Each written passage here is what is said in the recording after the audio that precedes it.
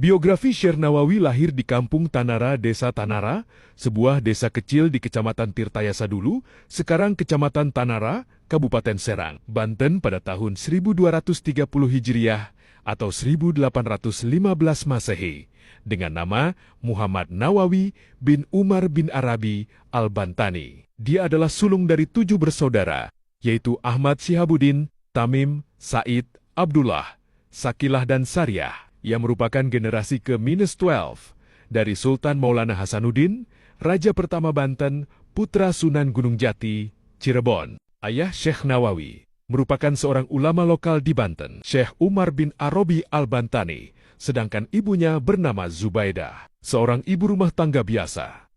Syekh Nawawi menikah dengan Nyai Nasimah, gadis asal Tanara, Serang, dan dikaruniai 3 orang anak, Nafisah, Maryam Rubiah, sang istri wafat mendahului dia. Sejak berusia 5 tahun, Syekh Nawawi sudah mulai belajar ilmu agama Islam langsung dari ayahnya. Bersama saudara-saudara kandungnya, Syekh Nawawi mempelajari tentang pengetahuan dasar bahasa Arab, fikih, tauhid, Al-Quran dan tafsir. Pada usia 8 tahun bersama kedua adiknya, Tamim dan Ahmad, Syekh Nawawi berguru kepada K. Hari Sahal, salah seorang ulama terkenal di Banten saat itu. Kemudian melanjutkan kegiatan menimba ilmu kepada Syekh Baing Yusuf Purwakarta. Di usianya yang belum genap 15 tahun, Syekh Nawawi telah mengajar banyak orang, sampai kemudian ia mencari tempat di pinggir pantai agar lebih leluasa mengajar murid-muridnya, yang kian hari bertambah banyak.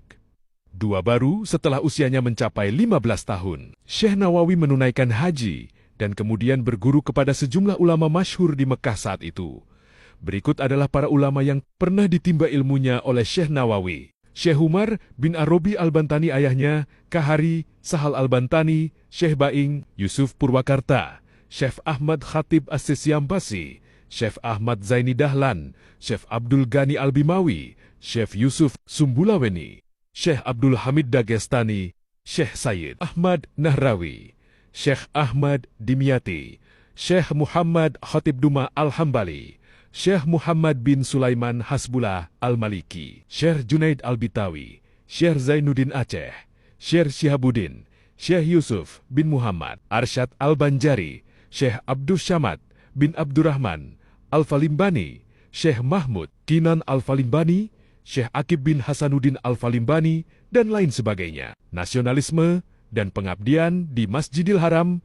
Setelah 3 tahun bermukim di Mekah, Syekh Nawawi pulang ke Banten sekitar tahun 1828 Masehi. Sampai di tanah air, dia menyaksikan praktik-praktik ketidakadilan, kesewenang-wenangan, dan penindasan yang dilakukan pemerintah Hindia Belanda terhadap rakyat. Tak ayal, gelora jihad pun berkobar. Sebagai intelektual yang memiliki komitmen tinggi terhadap prinsip-prinsip keadilan dan kebenaran, Syekh Nawawi kemudian berdakwah keliling. Banten mengobarkan perlawanan terhadap penjajah sampai pemerintah Belanda membatasi gara-geriknya, seperti dilarang berkhutbah di masjid-masjid. Bahkan belakangan dia dituduh sebagai pengikut Pangeran Diponegoro yang ketika itu sedang mengobarkan perlawanan terhadap penjajahan Belanda 1825 sampai 1830 Masehi, hingga akhirnya ia kembali ke Mekah setelah ada tekanan dari Belanda, tepat ketika puncak terjadinya perlawanan Pangeran Diponegoro pada tahun 1830.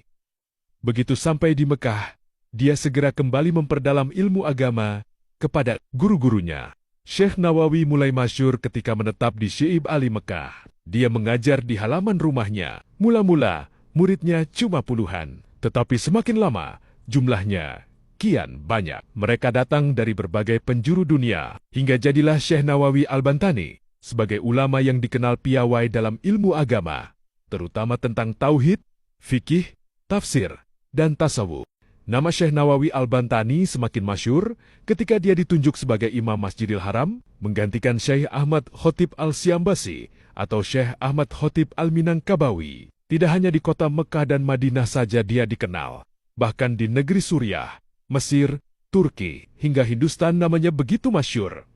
5 pemikiran penting. Syekh Nawawi memegang peran sentral di tengah ulama Al-Jawi. Dia menginspirasi komunitas Al-Jovi untuk lebih terlibat dalam studi Islam secara serius, tetapi juga berperan dalam mendidik sejumlah ulama pesantren terkemuka. Bagi Syekh Nawawi, masyarakat Islam di Indonesia harus dibebaskan dari belenggu kolonialisme. Dengan mencapai kemerdekaan, ajaran-ajaran Islam akan dengan mudah dilaksanakan di Nusantara. Pemikiran ini mendorong Syekh Nawawi untuk selalu mengikuti perkembangan dan perjuangan di tanah air dari para murid yang berasal dari Indonesia, serta menyumbangkan pemikirannya untuk kemajuan masyarakat Indonesia.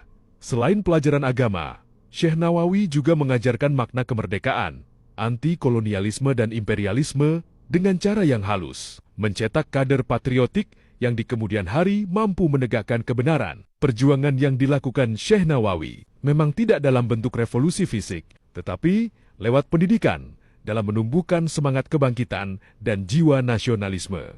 Di samping itu, upaya pembinaan yang dilakukan Syekh Nawawi terhadap komunitas Al-Jofi di Mekah juga menjadi perhatian serius dari pemerintahan Belanda di Indonesia.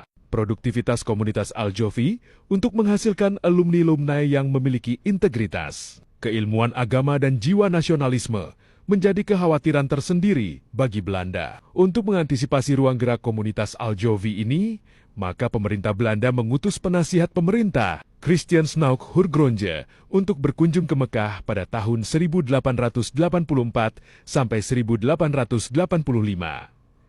Kedatangan